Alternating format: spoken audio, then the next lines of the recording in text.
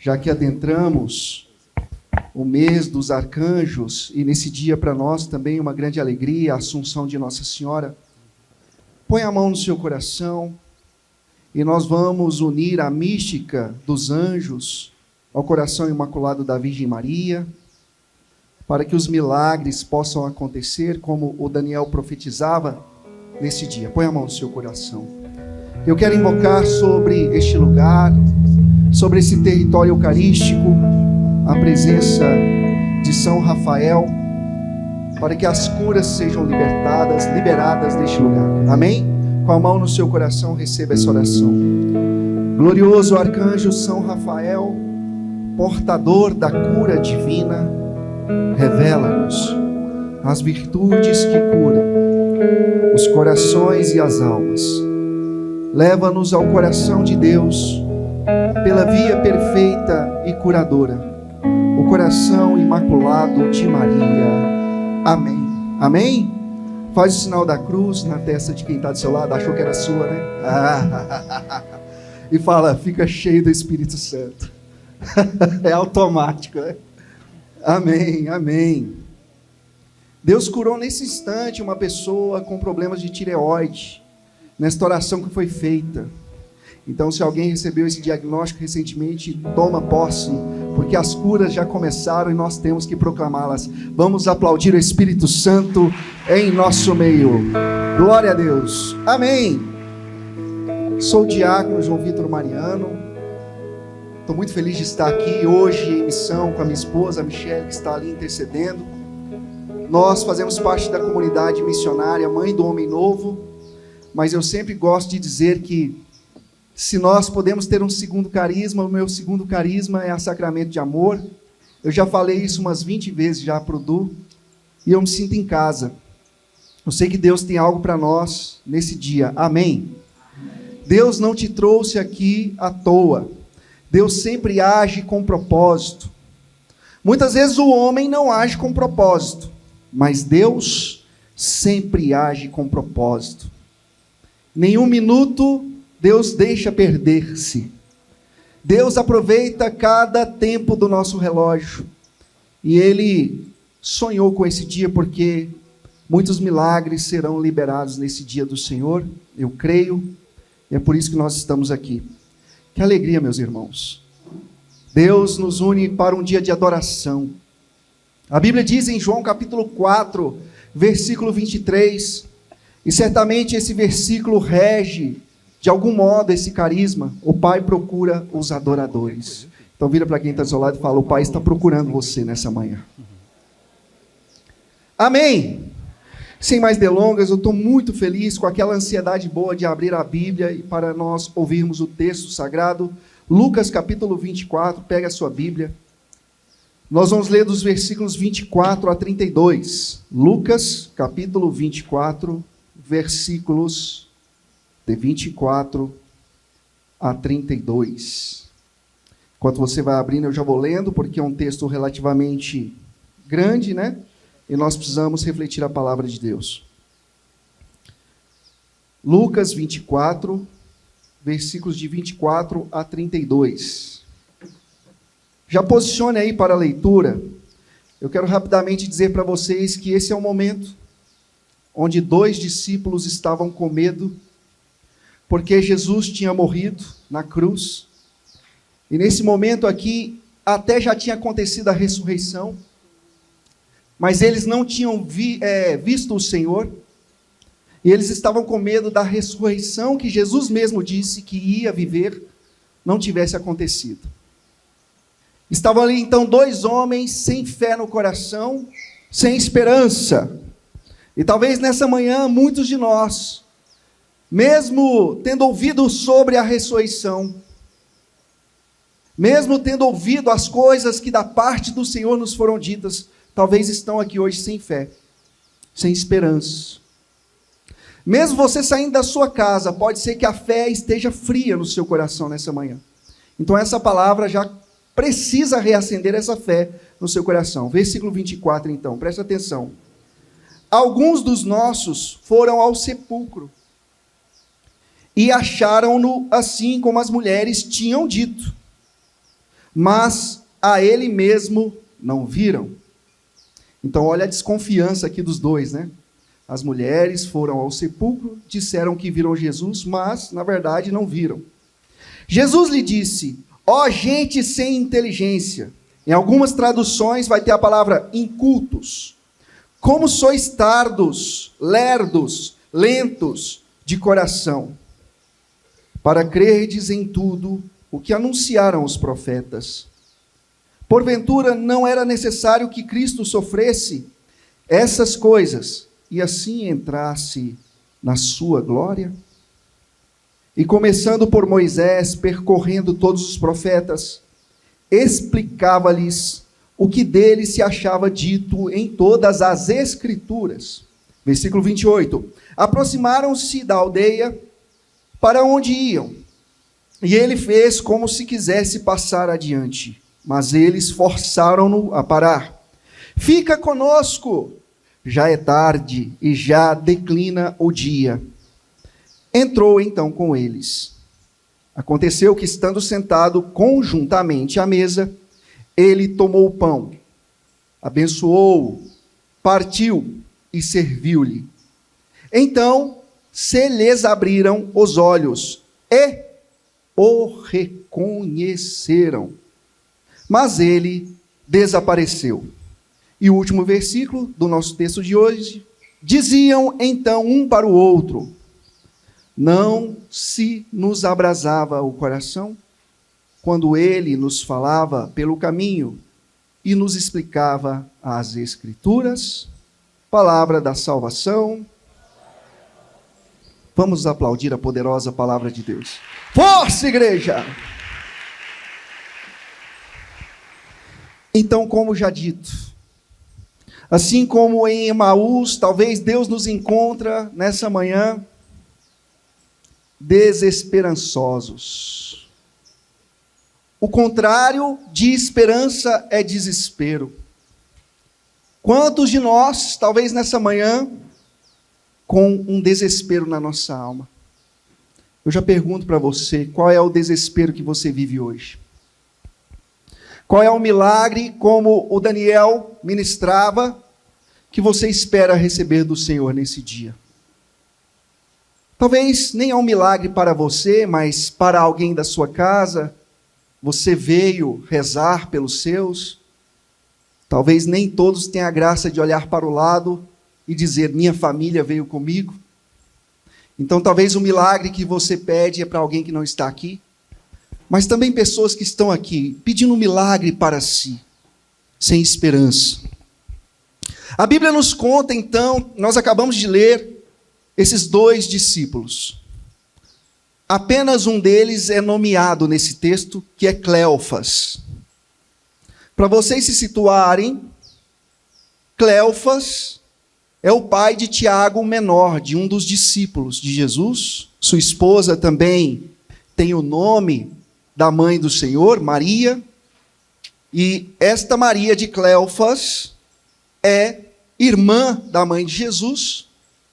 Então nós temos aqui o contexto de um homem que conhecia Jesus, que conviveu com Jesus, que assim como os outros discípulos, experimentou da presença do Mestre, experimentou das pregações de Jesus.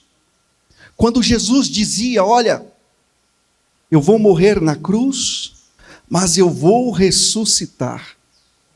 Cleofas não é um desentendido da palavra do Senhor. Ele conviveu com Jesus. Só que nesse texto que acabamos de ouvir, quando Jesus morreu na cruz, os discípulos ficaram esperando a ressurreição, inclusive Cleofas, porque fazia parte dos amigos de Jesus, mas nós encontramos ele nessa palavra: longe de casa, longe da esposa, longe do filho, longe dos amigos, e do seu lado apenas um discípulo que também, como ele, estava desesperado. A Bíblia diz que eles já estavam longe de Jerusalém, muito longe. Mesmo depois de ter ouvido de uma das mulheres, porque lá em Mateus 28, versículo 1, diz que as mulheres foram no sepulcro e viram que o Senhor tinha ressuscitado. É por isso que a partir dessa palavra, o cristianismo passou a celebrar o domingo e não o sábado mais. Porque o domingo é o dia do Senhor. E olha que providência, nós estamos vivendo este adore no domingo, o dia do Senhor. E mesmo tendo ouvido que Jesus tinha ressuscitado, esses dois estavam sem esperança no coração. Tristes, cabisbaixos, fugindo, de casa. Mas eu até entendo eles. Imagine você passar uma vida com Cristo. Imagine você ter visto o Mestre pessoalmente. E agora o Mestre não está mais. Eu até entendo a dor do coração deles. Eu até entendo também aquele momento belíssimo do cristianismo em Atos dos Apóstolos, capítulo 2. Quando também, depois da morte do Senhor, a Bíblia diz que eles se reuniram na sala do cenáculo porque estavam temerosos. O que vai ser da nossa vida sem a presença do Mestre? Ele morreu na cruz, há uma promessa que ele fez, mas nós queríamos que ele estivesse aqui. E a Bíblia diz que ali em Pentecostes, eles se reuniram não inicialmente com o propósito de rezar, mas eles estavam reunidos com medo. O que vai ser da nossa vida sem Jesus? Eu queria que você fizesse essa pergunta agora. O que seria da minha vida sem Jesus? Pode repetir. O que seria da minha vida sem Jesus? Repita mais forte. O que seria da minha vida sem Jesus? Pode olhar para esse católico lindo do seu lado e falar: o que seria da sua vida sem Jesus? Essa foi a pergunta em Pentecostes, e essa é a pergunta que esses dois estão fazendo aqui no caminho de Emaús. Não foi covardia apenas, era medo, era reflexão, mas de certo modo foi uma fuga. Foi uma fuga. Quando o homem ele começa a perder a fé, ele começa a fugir de si e também de Deus. Quantos de nós, talvez se olharmos para o fundo da nossa alma nessa manhã, mesmo estando num território eucarístico que é sacramento de amor, talvez muitos aqui estão fugindo de si mesmos e também de Jesus. Talvez certa parte do medo do coração de Cleofas também está no seu coração. Só que é interessante, Deus nunca abandonará seus filhos. A postura de Jesus, quando vê um filho se afastando, e aqui o contexto, dois homens que estavam a quilômetros já de Jerusalém. Imagine os irmãos que ficaram, os discípulos que ficaram, que não fugiram. Onde está Cleofas? Onde está o outro irmão? Cadê eles? Já começaram a ficar com saudade, preocupados, procurem, onde estão? E não acharam, porque os irmãos estavam longe, estavam com medo. Só que Cristo, que já estava nesse momento ressurrecto, ele deixou aqueles discípulos que estavam com a fé mais fervorosa, e ele vai ao encontro desses dois no caminho de Emaús. Eu quero profetizar que este adore, esse dia que separamos para adorar o Senhor, vai ser também um reencontro seu com Cristo. E eu profetizo nesse minuto em nome de Jesus, que talvez você está num caminho de Emaús nessa manhã, desesperançoso. Mas eu já quero profetizar sobre a sua vida. Romanos capítulo 5, versículo 5 diz: Ex pes non confundit, a esperança não decepciona. O Daniel falava algo semelhante. Se você veio, e se você der uma chance para esse reencontro acontecer, como Cleofas viveu um reencontro no caminho de Emaús, juntamente com outro discípulo, e se reencontrou com Cristo, se você der esse passo verdadeiro, e ter esse desejo de reencontrar com Cristo nessa manhã, muitos aqui vão recobrar uma unção antiga que não tem mais, ou uma intimidade antiga que se perdeu. Muitos aqui vão voltar à intimidade com o Senhor, e você não sairá daqui hoje sem resposta, em nome de Jesus. Eu profetizo isso na sua vida. Pode aplaudir que é profecia. Você não sairá sem resposta nessa manhã. E não apenas na manhã, o dia todo de adoração. Eu quero louvar a Deus por essa inspiração do Adore. Porque essa inspiração, ela está totalmente ligada a essa palavra que ouvimos. É um reencontro. É um caminho de Emaús. E que agora vai ficar mais profundo, porque nós vamos ver como foi esse reencontro. Amados, quando nós estamos vivendo a provação, e já pensa na sua. Quando nós estamos vivendo a enfermidade, já pensa na sua. Quando nós estamos vivendo algum tipo de problema, já pensa no seu. Muitas vezes a tristeza, ela encontra brechas e entra na nossa vida. O desânimo, ele sequaliza a tristeza. E muitas vezes, quando estamos desanimados na nossa fé, nós estamos dando brecha para um sentimento que não tem utilidade nenhuma nele. É a própria Bíblia que diz. Em Eclesiastes capítulo 30, a partir do versículo 25, vai dizer que não há na tristeza utilidade alguma. E a Bíblia continua dizendo que a tristeza já matou a muitos. E o desânimo é, infelizmente, essa lança que abre brecha na nossa vida para a tristeza entrar. Cleofas e aquele outro discípulo, é notório no texto, embora o texto não fale da palavra tristeza, é notório ver que eles estavam tristes.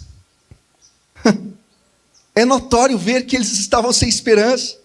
É notório ver que o desânimo já tinha aberto uma brecha em seus corações para a tristeza entrar. E Cristo se aproxima. E aqui o primeiro problema, se a gente entrega a nossa vida à tristeza. E é o pior dos males. Eu desejo que isso não aconteça com você nunca. A gente para de reconhecer a presença do Mestre. A gente para de reconhecer aquele Cristo que a gente conheceu um dia. Cleofas conhecia Cristo na intimidade, nos detalhes, não apenas isso, mas também na fisionomia. Não sei se você está entendendo, ele conviveu com Jesus, mas nesse momento aqui ele estava tão triste, tão entregue ao desânimo, que Cristo se aproximou dele. E do outro discípulo também. A tristeza era do outro discípulo também. E a Bíblia diz que eles não reconheceram que era Jesus. Então Cleofas tinha Jesus do seu lado ali no caminho de Emaús, mas ele não conseguiu reconhecer quem caminhava com ele. E todas as vezes que eu mando você virar para o lado e falar uma profecia, é porque você, pelo munus do seu batismo, é chamado a ser sacerdote, profeta e rei. Todo mundo aqui. Então você é profeta. Vire para quem está do seu lado e fala: nessa manhã você vai reconhecer Jesus. Olha que legal isso. Jesus já está do nosso lado antes de percebermos, mesmo na tristeza. E é engraçado isso. A Sacramento de Amor apregoa um Cristo vivo em corpo, sangue, alma e divindade. E é bonito que o sacramento ele é visível, palpável, tangível. A gente vê. E ainda assim, muitas vezes a nossa fé vacila. Mas a Eucaristia é a prova do que eu acabei de falar. Jesus sempre está perto de nós, mesmo antes de percebermos. Olha que interessante agora, porque Jesus não vai mudar apenas o caminho de dois discípulos. Ele vai mudar a forma que esses dois homens enxergam a história. Cleofas, como já disse, ele reconhecia detalhes da vida de Jesus. Mas esse texto mostra que, na verdade, ele conhecia ainda pouco de Jesus. Porque ele está aqui para viver a maior experiência que ele já viveu. Isso nos traz uma mensagem nessa manhã. Independente da sua experiência com Deus, se você é do grupo de oração há 25 anos, se você é da pastoral há 30 anos, se você é fundador há tantos anos, se você é ministro há tantos anos, se você é pregador há tantos anos, se você é diácono há tantos anos, eu profetizo que neste Adore nós vamos ter a maior experiência que nós já tivemos em nossa vida, em nome de Jesus. É profético que eu estou falando. E eu não estou falando apenas de intensidade, de emoção, de arrepio, de lágrimas.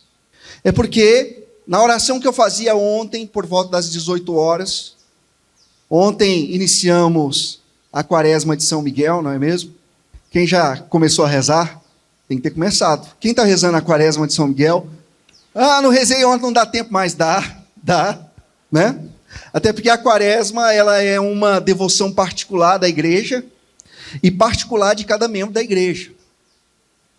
E não tem tempo para rezar, não é só em agosto que a gente pode rezar a quaresma, a gente pode rezar o ano inteiro. Então, se você atrasou um dia, não tem problema. No domingo, geralmente, não se reza a quaresma, também não é regra, a gente precisa fazer essa catequese, mas você pode começar amanhã, amém? Se a pessoa começou ou não começou, porque eu não decorei quem levantou a mão, Nossa Senhora está mandando eu fazer isso aqui agora. Fala para a pessoa que está do seu lado, em nome de Jesus, você vai fazer a quaresma de São Miguel. Pode falar. Pode falar. Não começou, não? Começa amanhã. Começa amanhã, em nome de Jesus. Então notem, Cleofas, ele conhecia Jesus, mas ele está aqui para ter a maior experiência que ele já teve. Só que a experiência começa no conflito. Porque Jesus começa a falar da Escritura para eles e eles ainda não reconhecem. Eles até tentam interromper a pregação de Jesus. Fala assim, mas você não está sabendo, não? Que Jesus morreu na cruz? E que agora é desespero, meu filho. Você é um forasteiro, você vem de onde? Você está perdido. E Jesus tentando pregar a palavra. A Bíblia diz que Jesus está tentando aqui falar das Escrituras, ele fala das profecias, e eles preocupados. Você é um forasteiro, você está por fora. Você está no mundo da lua. Está todo mundo em desespero. Os cristãos, os filhos de Deus, porque o Messias veio, ele morreu na cruz. Ele disse que ia ressuscitar, mas ninguém viu ele ressurrecto. Nós estamos desesperados. Você é de onde, meu filho? Você está perdido. E Jesus ali tentando pregar. Olha a cegueira que estavam aqueles dois. Só que não é uma cegueira só deles. Muitas vezes eu e você também estamos cegos. E olha que interessante. Uma fala de Cleofas mexe com o meu coração, e mexeu muito. E eu me enquadrei ali. Eu tenho certeza que o Eduardo vai se enquadrar agora, a Michele, minha esposa, a Betinha que está ali, o Daniel que está ali, e você também. Você vai se enquadrar agora. Quando os dois discípulos, mas Cleofas, eu imagino que com voz mais forte, disse, nós esperávamos, né? No versículo 21, ó, nós esperávamos que fosse ele quem iria restaurar Israel. Cristo restaurou não só Israel na cruz, mas restaurou toda a história da humanidade. E esses dois aqui não conseguiram compreender. Aí eles falam assim, nós esperávamos. Sabe por quê, meus irmãos? Porque às vezes a nossa maior crise, presta atenção, às vezes a nossa maior crise começa quando Deus não age como nós esperávamos. Talvez a maior crise do cristianismo hoje, dos cristãos, dos profetas, pregadores, ministros, sim, todos nós temos uma crise. E geralmente a nossa crise começa quando Deus age da forma que nós não esperávamos. Essa frase é muito forte, grava esse versículo. Os dois discípulos falam assim, nós esperávamos isso. Mas aconteceu isso. E neste acontecer isso, eles não viram a ação de Deus, por quê? Porque Deus fez diferente daquilo que eles esperavam. Eu tenho uma notícia para você. Deus, a maioria das vezes, vai agir na nossa vida da forma que a gente não espera. E pode parecer um conflito, pode parecer uma decepção para você a forma que Deus age, mas a forma dele é sempre a melhor de todas. Mesmo que a gente não entenda, mesmo que a gente não aceite, Então essa frase de Cleófas, nós esperávamos, é uma frase que tem sido repetida por mim e por você várias vezes. Nós esperávamos que fosse assim. Nas nossas comunidades, e eu falo nossas porque o nosso carisma está ligado, talvez muitas vezes nós falávamos isso, nós esperávamos isso. E aí Deus fez como? Da forma que a gente esperava? Ele sempre tem um jeitinho melhor do que o nosso. O tempo de Deus é melhor do que o nosso. Nosso tempo é cronos, é relógio, é ponteiro. O tempo de Deus é kairos, é tempo mais graça. Só que às vezes a gente não quer esperar o tempo de Deus. Sabe, minha gente, uma das coisas que mais tem atrapalhado o coração e a espiritualidade dos cristãos é querer tudo do seu jeito, no seu tempo. E aqui 2 homens que andaram com Jesus testemunham isso.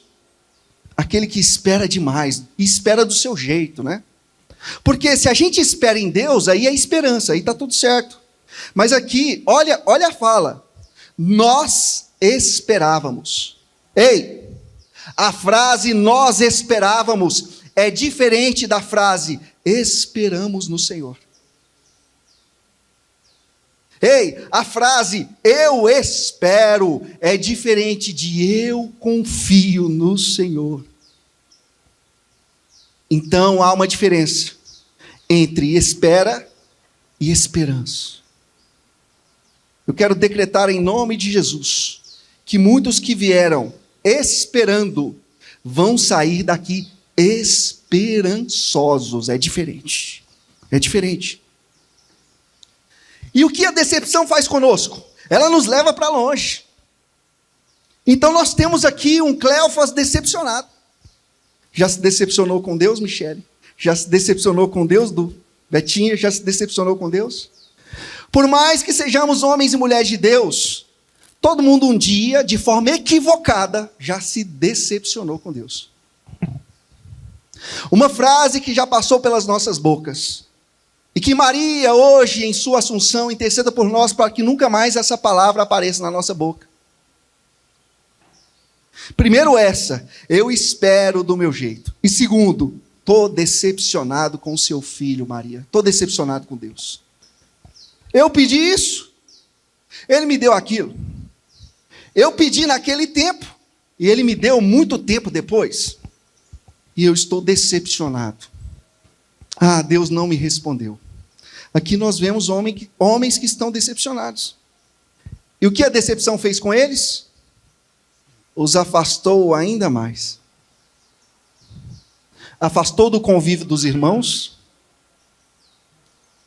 Afastou do próprio Cristo ao ponto de que eles não estão reconhecendo. Jesus está aqui do lado deles. Falando de profecias, falando de pregações, falando da Bíblia, falando da Escritura. E eles não reconhecem. Não reconhecem. De tão cegos que estavam. E aqui Jesus começa a fazer uma transformação muito bonita. Primeiro, sempre com a exortação, né? Quando Jesus viu que aqueles homens ali estavam cegos, Jesus usou a sua pedagogia. Eu não sei com você, mas os momentos que eu mais aprendi com Jesus foi quando ele me puxou a orelha.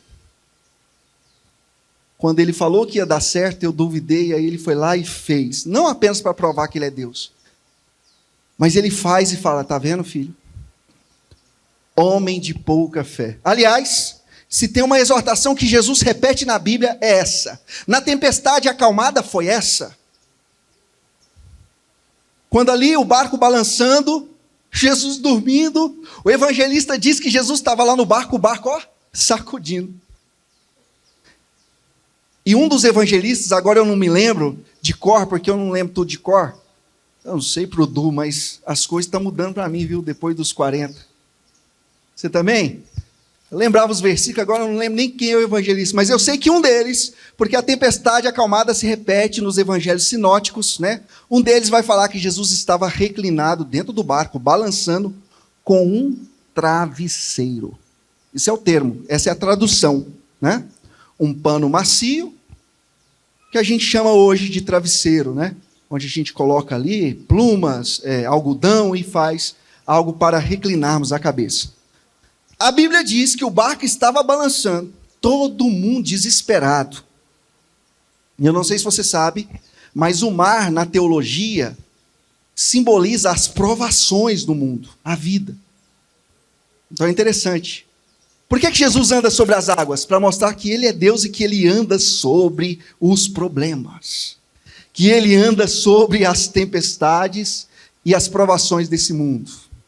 Pedro vai tentar andar também e ele começa a afundar. É Deus mostrando, só eu caminho sobre as águas. O homem pode caminhar parcialmente, porque eu imputo, essa é a palavra, eu imputo a minha fé no coração do homem, e ele pode sim fazer coisas maravilhosas, mas em meu nome. Mas somente eu ando sobre as águas.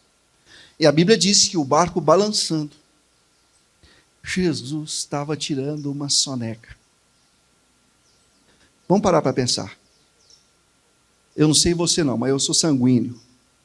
Se eu estou no mar, assim, num passeio de barco, começa a dar uma tempestade. O sanguíneo é o primeiro a desesperar.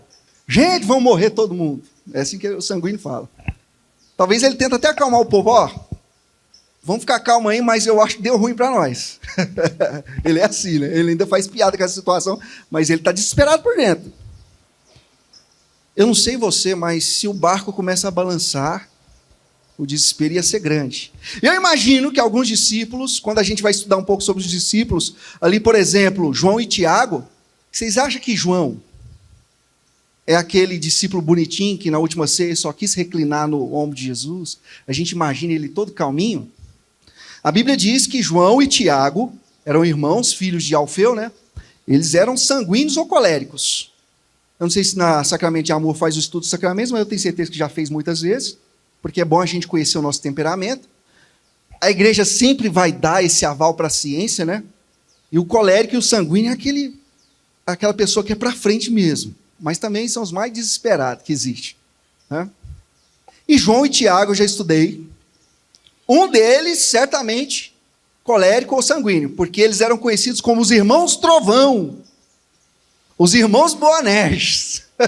Jesus foi pregar na Samaria, não foi bem recebido, sabe? O que Jesus fez? Virou as costas e deu um ensinamento. Olha, se você não fosse bem recebido, como profeta, você sacode a poeira, agradece até, vai para outro lugar pregar, né? Só que João e Tiago, quando Jesus foi rejeitado na Samaria, sabe o que eles falaram? Está lá na Bíblia. Eles vão falar assim: Jesus, o Senhor quer que a gente ore para que seja mandado do céu fogo sobre eles? Pode você ver, né? Então eu imagino que no barco balançando, muitos discípulos correram para acordar Jesus no saculejo.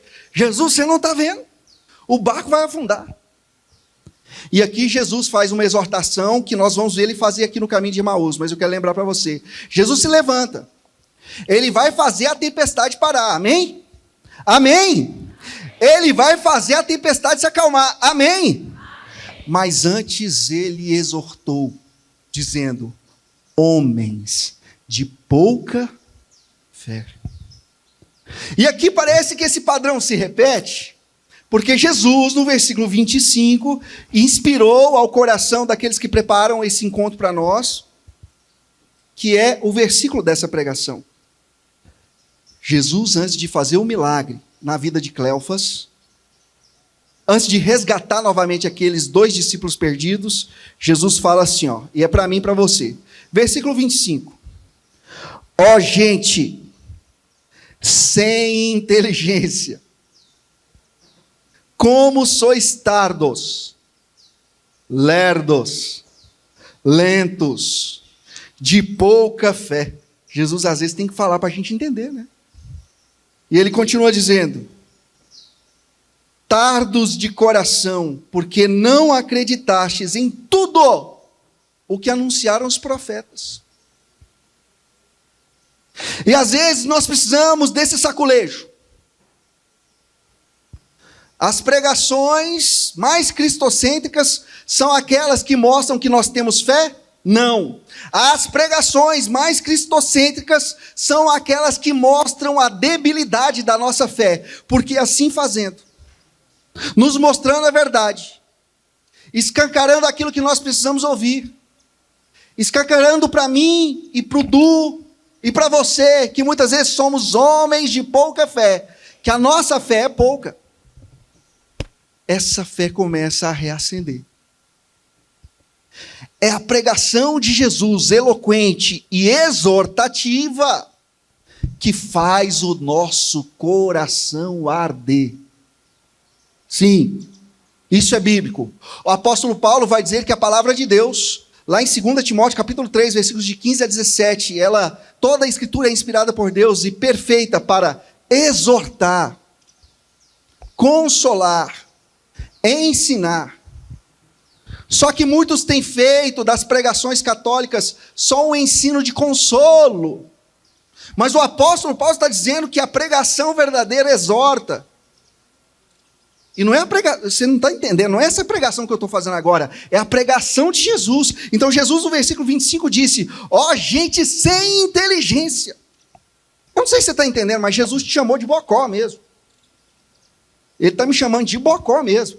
Ele virou, vamos para a linguagem do mineiro, ele virou para Cleófas e para o outro discípulo assim, ô seus bocó, como diz Moisés Rocha, ô seus jacu, né? Vocês não estão acreditando naquilo que disseram os profetas. E olha o milagre acontecendo agora.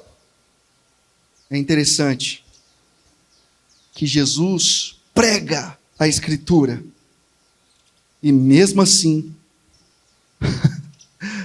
aqueles dois não reconhecem.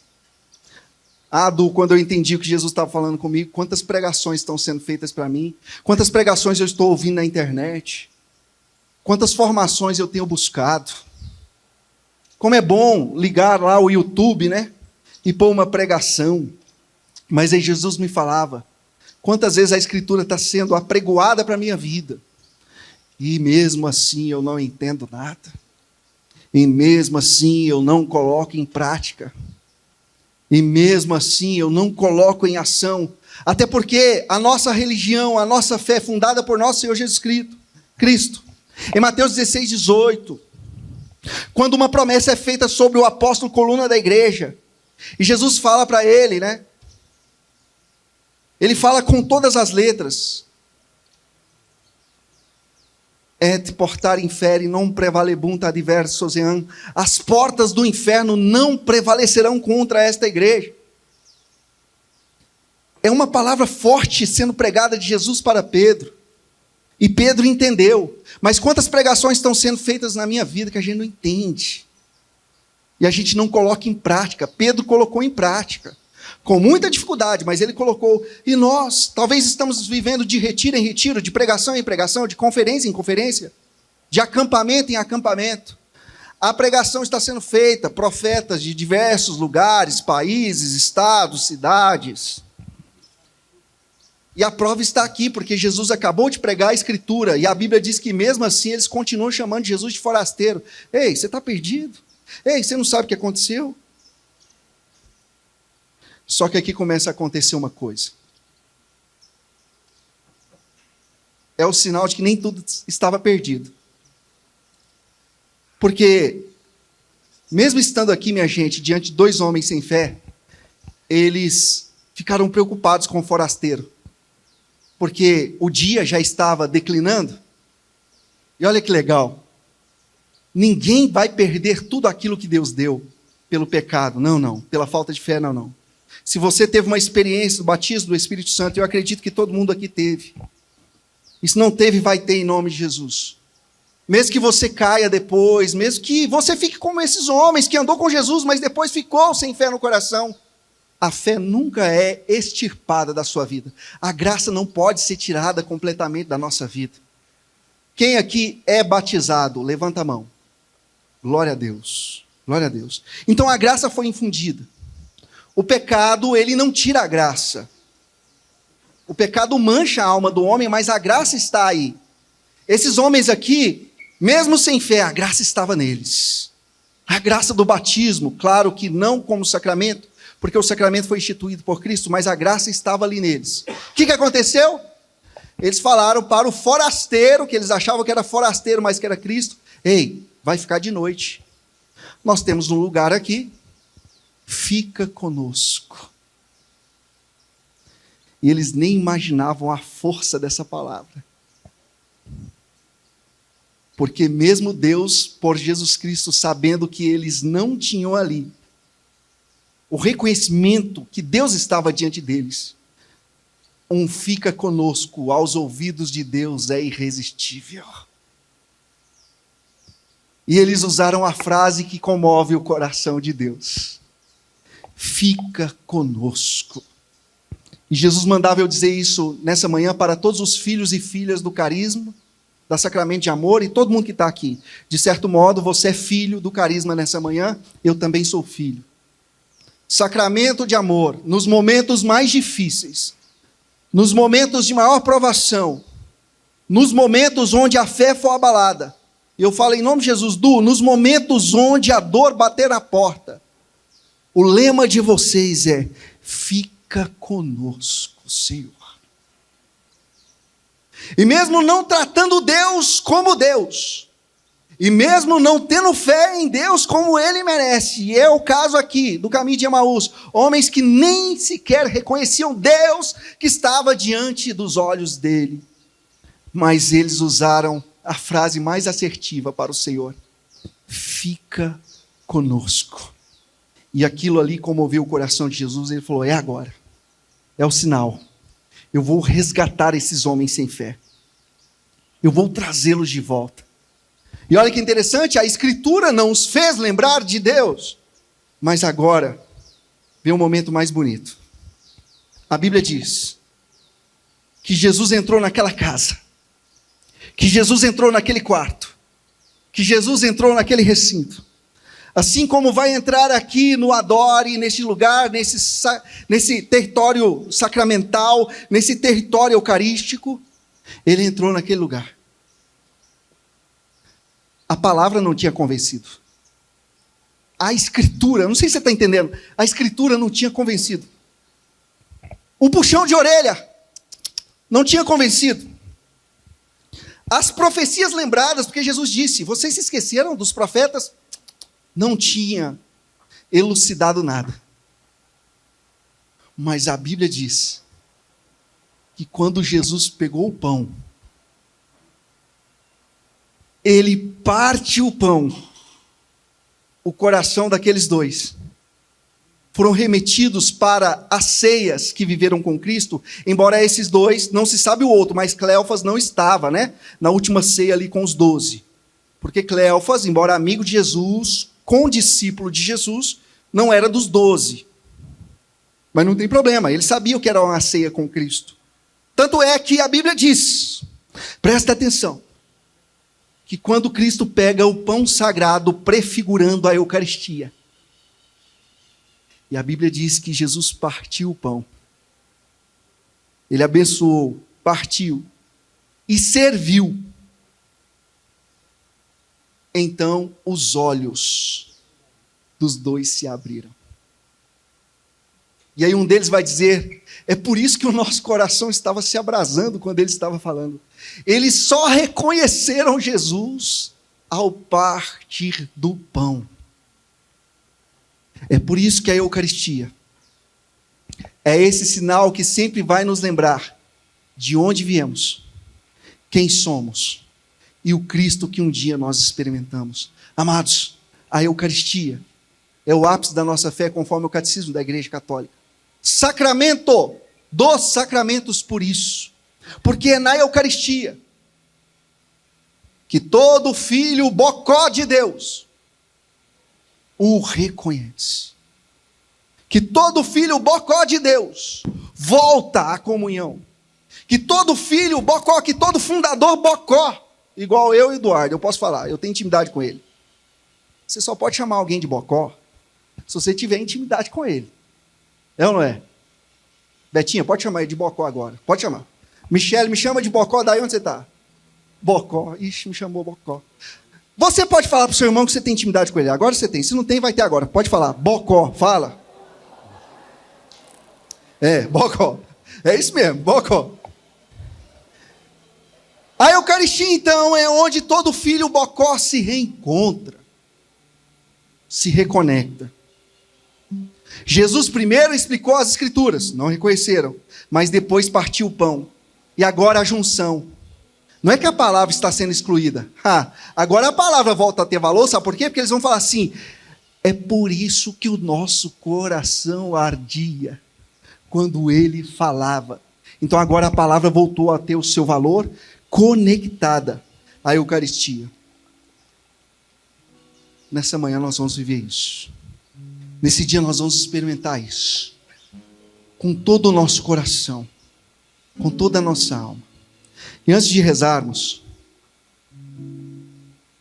eu queria gravar a parte mais importante dessa pregação. Amém? Você vai prestar atenção no que eu vou falar agora?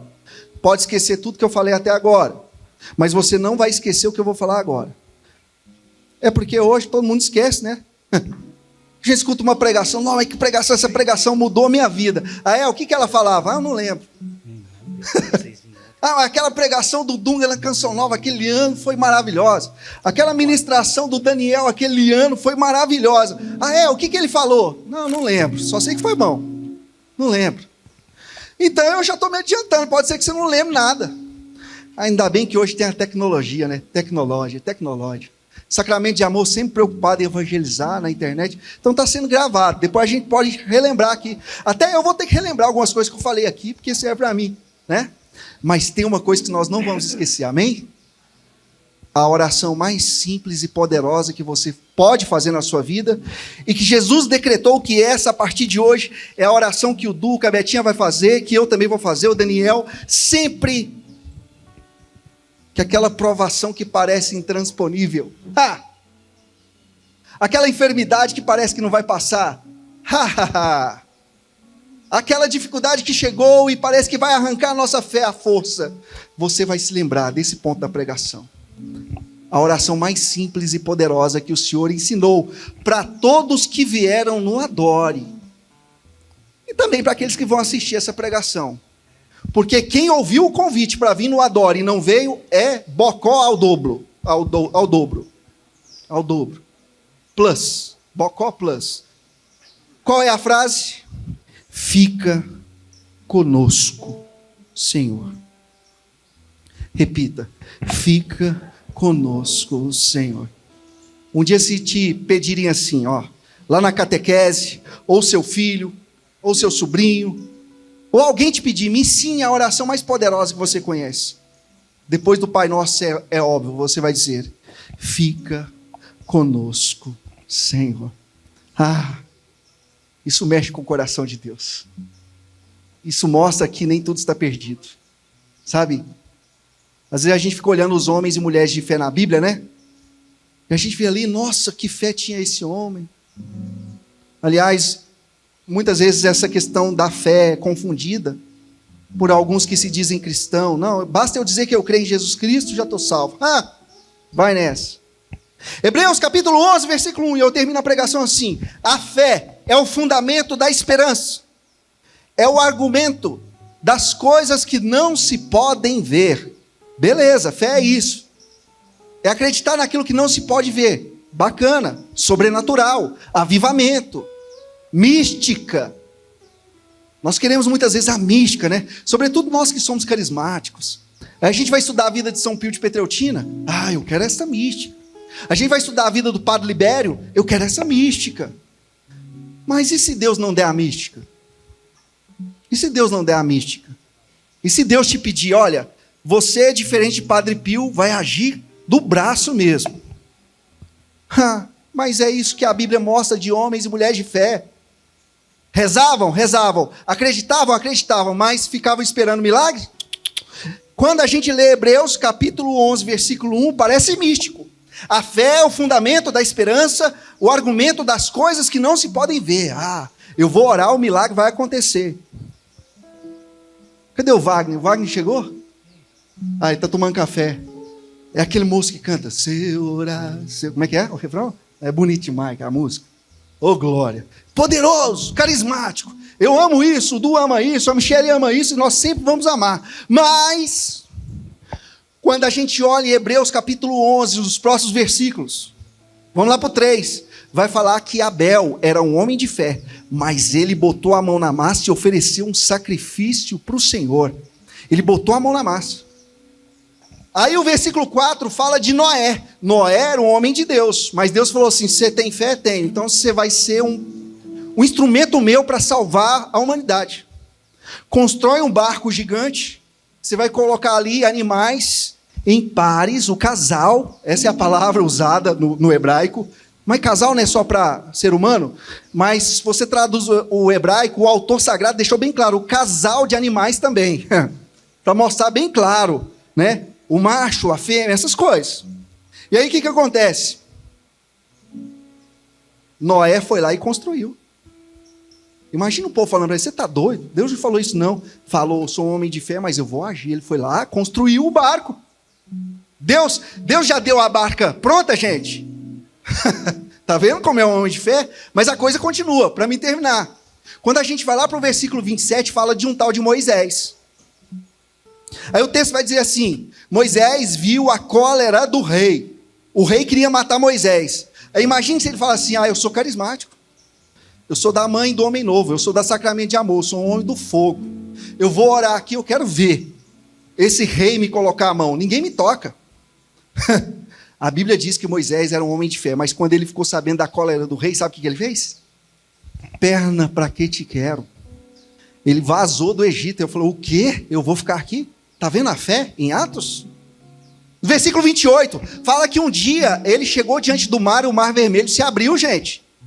Eu quero profetizar, o mar vermelho vai se abrir também na sua vida, em nome de Jesus. Você vai passar de pé enxuto e os seus inimigos vão ser afogados em nome de Jesus. Mas a Bíblia diz que Moisés teve que bater o cajado. Sabe o que é bater cajado? É se colocar disposto. Então ele pisou na água.